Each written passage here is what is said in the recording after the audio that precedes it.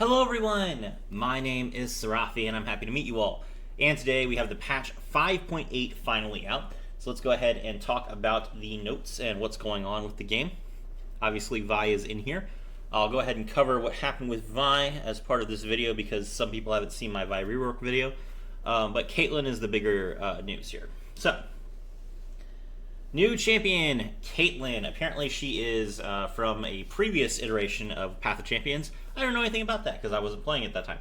But regardless, she's back and she's going to be better than ever, I assume. This is playable tomorrow at approximately 11 a.m. Pacific time. And Caitlyn is coming with a six-star constellation. So for those of you who don't know who Caitlyn is, she is a 3-mana 4/4 with First Strike that has Strike, Shuffle, I think like 4 traps into the deck, and then when she levels up by you activating 5 traps. Level up, she's a 3-mana 5/5 with First Strike or Quick Attack, and then she also has Strike, Shuffle, like 6 traps into the deck, and then deal damage to the enemy nexus equal to the number of traps that have been activated this turn. So cool fight. Alright. For her first star, Caught in My Trap. Your traps deal double damage. That includes Teemo Shrooms. So Teemo Shrooms and Flash Bombs deal double damage. Pretty strong, not gonna lie. Next up we have On the Case. +1 starting mana. When an ally is summoned or when an ally attacks, plant a Flash Bomb trap in the top 8 cards of the opponent's deck. Pretty good. So I don't know how this is actually going to function because if this is like the Teemo effect, then when you attack, it will just shuffle like a trap. That's it. But that is when allies attack. This is when an ally is summoned or attacks. So I'm wondering if On the Case is going to let you shuffle a trap for each unit that attacks when they attack all at the same time. I don't know. This is very odd wording. So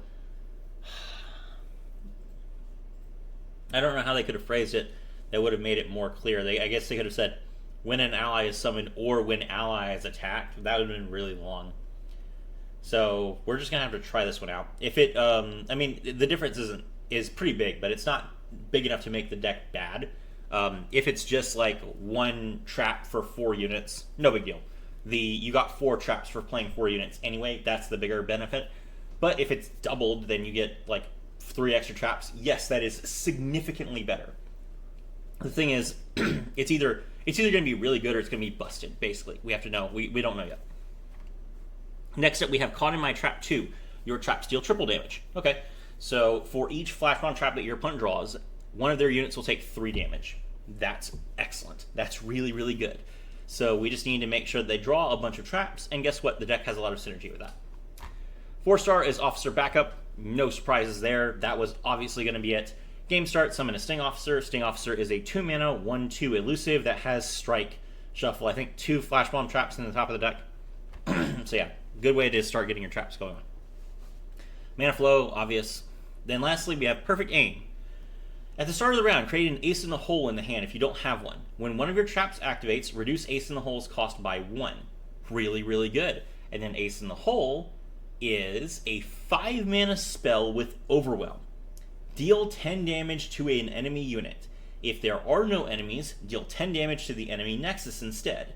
50% chance to critically strike. Now, we don't know what critical strike does. I assume that it does double damage. So there's a 50% chance this will just do 20 damage. That's crazy. And it has Overwhelm. So let's say that you play this on like a 3/3. Okay. Then you hit the 3/3 and it has Overwhelm, so it's going to deal 7 damage to the enemy nexus, or maybe you crit and then you deal 17 damage to the enemy nexus. Absurd. Insane. And you get this every single turn. Like you just play this every single turn. Like I saw someone on the Reddit going like, I don't know that Caitlyn's going to be able to win the game because she doesn't really have that many good ways to close the game out. Yes, until you have her 6-star. So it is kind of expensive, yeah. You probably need her 6-star to make her function at all. But when you have it, she's nuts. Now, that's pretty rough for my free-to-play crowd, but you know, Riot is trying to make money, so you know they're trying to figure out ways to make people want to pay for this game. So you know, some people will wail for it, and those whales will be very well rewarded. And then the rest of us can be like, you know, maybe in a year I'll have enough Piltover and Zon effects to get this. You know, who knows? I already wasted most of my Piltover and Zon abilities to get a 4-star Echo, so I don't have any extra, but we'll see. Constellation, very good. Her deck is also revealed. We'll talk about that in a minute. Next up, we have Vi, Designer Context. We thought Vi's 1st and 3rd star powers were a bit bland, so we are now making them activate whenever you draw a card rather than on round start. This means they will activate at least once per round, like before, but you have the chance to have them multiple times in a round by drawing extra cards, which her deck does very well. Wrong! Her deck did do it very well, and then they ruined it, and we'll get to that. Alright, 1st star power, Relentless Force. Rare, when you draw a card, grant your strongest ally +0/+1 in impact. Okay, so as long as this effect activates, you know, as long as you have a unit at the start of the round, then this will give you at least +0/+1 in impact. That is bad. Piltover's Finest, +1 starting mana, game start, draw 2 cards that cost 2 or less. This is her effect now. I think this is terrible. I think that game start effects are boring and weak, and that she should have something that triggers every round. If drawing 2 cards is good for her, then it should be something that she can do regularly. Jax gets to draw a card every time an equipped unit dies. Misfortune gets to draw a card every time you attack. You know, there are plenty of 2-star abilities that let you draw cards, and they let you draw cards all the time. Vi's ability could literally be, you know, when I play a 2-cost card, draw a card that costs 2 or less one time, like once per turn. The first time each round that I play a card that costs 2 or less, draw a card that costs 2 or less. And that would be fair. That would be fine. And it would be better than this. So, I'm disappointed. Relentless Force 2. When you draw a card, grant your strongest ally +0/+2 and 2 impact. If this triggers twice, then it's +0/+4 and 4 impact. I mean, you could play Strength of Stone to give your units formidable, and that would make this probably decent, but probably not good enough. Impact is not that powerful of an effect, and even if it was, Lux Illuminated gives more impact than this. So, yeah, no, I don't see this. Crush, allies have Overwhelm. This is basically the only saving grace of the effect. This is fine, you know, the fact that she has Overwhelm means that you could potentially just start dealing a bunch of damage, hitting for a bunch of impact. This will let her win the game, but it's really unfortunate that's a 4-star ability. Mana Flow, same thing as ever, and we run these streets. Legendary, when you play a card, grant allies in your hand +1/+0. That is essentially making every unit in your hand Vi, and it also has no cap, unlike Vi. It lets you double Vi's rate up, which is cool. But I don't think it's that beneficial of an effect. A 6-star effect should let you win the game. When you compare this to other 6-star effects like Ace in the Hole, this is not that good. It will win you the game, guaranteed, but it's not like nearly as good as the other 6-star abilities. So this is okay. This is like on the level of Pike's 6-star, which basically most of the power is that you can lurk off spells. Yes, you do get to summon a unit attacking, which is better than this, but not that much better than this. So this is like, yeah, you can give all your units in your hand like +3/+0 on turn 1 or something, but is that really all that beneficial? I mean, you're already basically going to win the game by having 3 units already out on turn 1, so what does it matter? It gives you staying power in a deck that, like, in a meta where staying power doesn't matter, we win the game so fast. This effect is just, it does help you if you can go infinite, I guess. But if you can go infinite, you're going to win anyway. So I don't understand this. Okay. Now, Vi item changes. We've also updated some of Vi's level ups to improve her gameplay. Eager Apprentice is losing Philosopher's Stone to get Arcane Knowledge. I think. I need to check this, actually. Let me really quickly check this, because that's what it looks like to me, but I do not have Vi fully leveled, so, you know, they say that they're improving it. Let's just make sure that they didn't, like, format this weird. Eager Apprentice starts with Philosopher's Stone. Okay, yeah. And then the big one is that Veteran Investigator starts for Shadow Totem. Okay, alright, so if we look at the deck right now, you have Eager Apprentice with Philosopher's Stone. So Eager Apprentice will draw you a card. That means that you have 2 cards that can draw a card. Then you have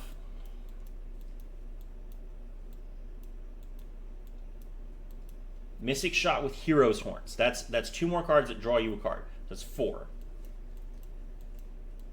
Then you have Veteran Investigator with Shadow Totem. So that is a card that draws you a card that also summons a copy of itself, which draws you a card. So that is 4 draws. So now we are at 8 draws in the deck.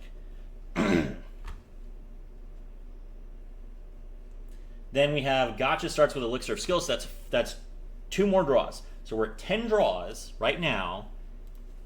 And then does the deck itself draw you anything else? I don't believe so. No, okay. All right, so of Vi's starting deck draws you 10 cards. Let's take a look at what they did with it. Okay, so Eager Apprentice goes from having Philosopher's Stone to Arcane Knowledge. Arcane Knowledge is when I'm summoned, draw a spell.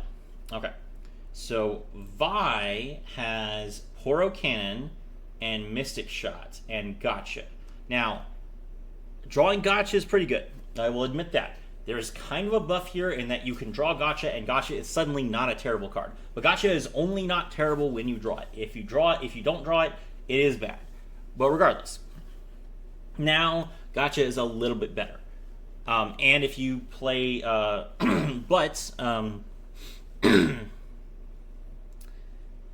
have to have a spell still in your deck for this to work. And remember, you draw 2 cards that cost 2 or less at the start of the game. That could be both your Poro Cans, that could be both your Mystic Shots. You know, you could just have Gotchas left in the deck. So you have to still have a spell left in your deck to draw a card, as opposed to the Philosopher's Stone, which would just draw you a card no matter what. So this has reduced your ability to draw cards unless you dive in and get spells. And if you dive in and get spells, you're going to want to specifically get expensive spells to make sure you don't accidentally draw them at the beginning of the game with your star power. So in order for you to even use this extra draw, you're going to have to load up on spells, which means that you're not going to have as many units to benefit from your star powers giving you impact. Great! Thanks, Riot. Next up we have Veteran Investigator is losing Shadow Totem to get Coral Crust Gauntlets. Coral Crust Gauntlets is +1/+0 and Brash. That's not good. So we are losing 2 draws. Straight up. That is just 2 draws gone from the deck. Mystic Shot is going from having Hero's Horn and Hand Sensor to having Hero's Horn and Charging Sigil +2. That is a buff. It is much better for you to have more damage than it is for you to buff a card in your hand. That's fine. Gotcha is going from having Hextech Fabricator 1 and Elixir of Skill to just having Hextech Fabricator 1. So Gotcha is losing 2 draws. So that is 4 draws being subtracted from the deck, and 2 of them being made more difficult.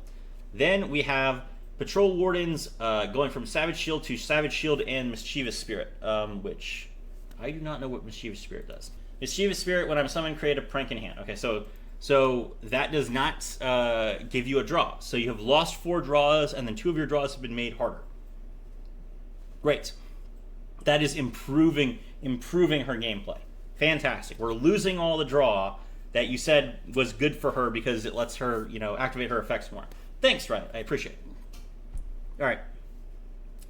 New item, Hextech Rifle. This is an epic relic. At the start of the game, plant 6 Flash Bomb Traps in the top 8 cards of the enemy deck. That is enough to level up Caitlyn before Caitlyn hits the board. Excellent. When a Flash Bomb Trap misses, plant it back in the top 8 cards of the deck. That is really, really good. So you have these triple damage traps, but your opponent could draw one of them before they even have a unit. Okay, so then you get to shuffle it back. You never waste your traps. That's one of the big problems with playing Caitlyn. So, excellent. This solves that. Next up, we have Vi's Relic, Cease and Desist. Get 3 impact, and then on summon, if I have 10 or more power, give me Barrier and start a free attack challenging the strongest enemy. That's really strong. It's going to be really good on Volibear. It's going to be really good on Aurelion Sol. It's going to be really good on Vi. Not good enough to make Vi good, but on Aurelion Sol and Volibear it'll be fantastic, and probably Viego as well. So yeah, this is fine. as far as epic relics go, it's pretty decent. Next up, we have Big Guns. Your spells and skills deal 1 extra damage. Sweet. That's pretty nice. This is just like an epic relic that always triggers. This is going to be a huge benefit to Annie. Misfortune could potentially play this. It is very similar to Luden's Echo, but the thing is, it activates even if the champion is not on the board. Now, Luden's Echo does have the ability to stack with itself if you have multiple copies of the champion on the board. That's not always easy to do. So yeah, there are sort of side benefits to each one, but I really like Big Guns. I think it'll see play. Living Weapon. Play, attack, and start of the round, Forge Me. So as long as the unit is on the board, when you get summoned, when you attack, and at the start of each turn, get Forged, which is an extra +1/+1 unless you have, like, Ornn. This is fantastic for Ornn, obviously. As far as other champions, I think Kayn would probably really like this. Kayn does get a lot of benefit out of stats, specifically. And then Kayn also has a weapon. Jax would really like this. Jax would like having the ability to buff his weapon, so that if he dies, you can at least equip the Light of Acathia to another unit and get some pretty decent damage. Jax is also cheap, so Jax would get this like benefit really quickly and stack it up really fast. And then I guess Teemo would really like this too. Yeah, I don't know. I think this would be like one of the best for Teemo, just because you can play Teemo on turn 1, immediately Teemo becomes a 3/3, start around becomes a 4/4, and then your opponent has to try and remove it. It's basically like how if you play against Zoe in the Galio adventure, she has the relic that makes her get +1/+1 whenever you play a spell forever. Yeah, it's like that, and that's really annoying on an elusive unit that's a 1-drop. So yeah, this is really good for Teemo. Frozen Tomb. Start of the game. Summon a Storm-Carved Spire with countdown 4 Summon Me. This is interesting. So Storm-Carved Spire is a landmark that is played by Brunhilde when she captures a unit. And how it works, so how this is going to work is that at the start of the game, you will summon a landmark that has countdown 4, summon the champion that has Frozen Tomb equipped. So if you have like Viego is going to come to the board on turn 4. Whether you have another Viego or not, whether you've drawn Viego or not, that's pretty interesting. Getting your champion guaranteed on turn 4 and having multiple copies of them potentially, really, really solid. I think that Volibear would definitely play this, even though his effect is on play. Just having him on the board so that you can start racking up damage and potentially level him up is really good. I think that Garen would probably play this. Garen's just a solid unit, and Garen is very important to have on the board. Having multiple copies of Garen to guarantee that you kind of like make sure that you can start rallying every turn is really, really good. You might even play this on Darius, to be honest, because Darius is like one of those champions where people just don't really want to draw him. So being able to just kind of put Darius back in your deck and then randomly like win the game with him on turn 4 is going to be pretty fun. So yeah, I think this is going to be really, really good. Hidden Tome. When you summon or level up a champion, refill your spell mana. And that's a power, so it triggers even if your champion is not on the board. I mean, it's an interesting ability. You can definitely like do this a lot with Aurelion Sol in particular, but is refilling your spell mana worth a relic slot on Aurelion Sol? Probably not. Aurelion Sol has really, really good abilities. I don't necessarily think that he would want to waste a relic slot on refilling spell mana. You could probably play this on Pyke. Pyke spends a lot of his spell mana to summon himself with Death from Below. I imagine that Nami would love this. So Nami definitely wants to have 3 spell mana. This is basically just better than Lost Chapter. So if you are playing a character that has Lost Chapter on them, you will definitely play Hidden Tome over this. Which I guess means that people will probably play it on set too. I've seen that a lot of people like argue that Lost Chapter is better than Archangel's Staff on set. This could be good on Jhin, I guess. Again, like Jhin is another character where you might consider Lost Chapter. Yeah, Yeah, no, I mean it's literally just a better version of Lost Chapter, which is pretty cool. So and it's more consistent. Vygar would play this, I think, because Vygar puts the 3 mana darkness in his hand when he's summoned. So yeah, Vygar would absolutely play this, which is fine. Loaded Dice. People are excited about this one. This is literally just Z-Drive Resonance as an epic, which is great for Darius players, because Darius players play 3 Z-Drive Resonance. Epic talent plus 3 rerolls, and then plus 10% chance to find epic powers and items. Excellent. So if you equip this, then you just get extra rerolls, and you have a greater chance to get epic powers. So you're just going to start rolling for your epic powers and try and win the game. Great. And then lastly, we have Stacked Deck. Plus 200 starting gold. Power. Allies have +1/+1 for every 12 cards in your deck past 18 at game start. That is just awesome. So that is like Stacked Deck specifically, so you can go for the Stacked Deck epic power, which is at the start of your turn, your first card gets discounted by 1 for every 20 cards that started in your deck. So you're just going to play Stacked Deck, and you would get 200 starting gold to let you buy more cards, and you're just going to get this. Ooh, I can't wait for that. I'm gonna like find the character that would be the best to play Stacked Deck on, and then equip this, and then just re-roll until I get that power, and then I'll just like rip people apart with like 60 cards.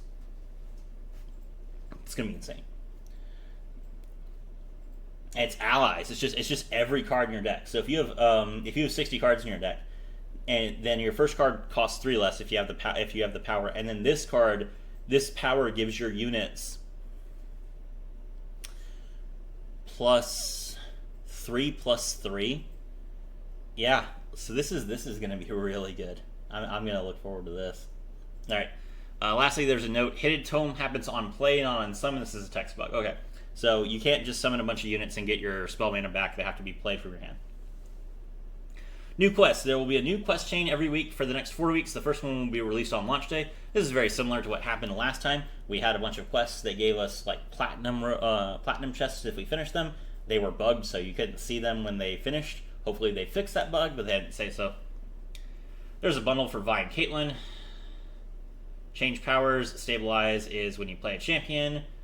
Jace's Hextech battery now refills your mana after the cost to play a champion has been paid. When you play a champion that's going to level up immediately, I think that was a bug. Yasuo's Windblade is no longer available for purchase in the Emporium. Big Guns is now available, and Starforged Gauntlets is now available. Okay, so you can now get Starforged Gauntlets in the Emporium. I know that a lot of people were excited to get Starforged Gauntlets at some point after the bundle was removed. Starforged Gauntlets is an excellent epic relic, so there we go. For competitive, the following cards are now legal and standard. Nico, Ferocious Fluffs, Deck Hunter, Crested Lionhawk, Glacial Saurian, Obedient Drakehound, Bonehide Tritail, Skulking, String Puller, Anura and Fruit, Tufted Web Spinner, the Poro Parade, Call of the Wild, and Handy Harness. So it's basically just Nico's deck. Nico's deck is now standard. Yeah, okay.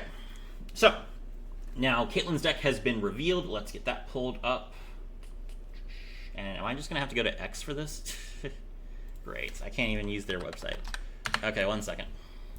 All right. So Caitlyn's starting deck: House Swamp at 2, Advanced Intel, Flash Bomb Peddler, Sting Officer, Caitlyn, Double Agent. People were saying that Double Agent would be part of Caitlyn's deck. This card has it's a 3-mana 3/3 with Strike. Both players draw a card, which is pretty good. This she doesn't have the Veteran Wardens, but she has this card, so that's fine.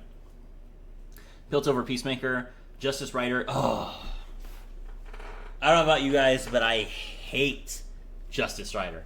Caitlyn is in too many adventures as like an enemy, and her Justice Rider has Savage Shield, so it's like a 4-mana 5/7 or 5/8 or something like that. It's so hard to get rid of, and it just doubles the number of traps that you deal with. And she always plays like 4 of them. Like she'll have Duplicate or something, and she'll get like 2 of them out at the same time whenever she's in Aurelion Soul. So annoying. I hate this card. So hopefully Justice Rider has Savage Shield, because I've had to deal with it enough. I want to put it at someone else. And then lastly, Officer Squad. So it's a pretty good deck. I think this deck has a lot of synergy with Flash Bombs. So we don't know what the level up effects are going to be, but of course I'll cover that tomorrow. My name is Serafi, and I was thrilled to have all of you with me.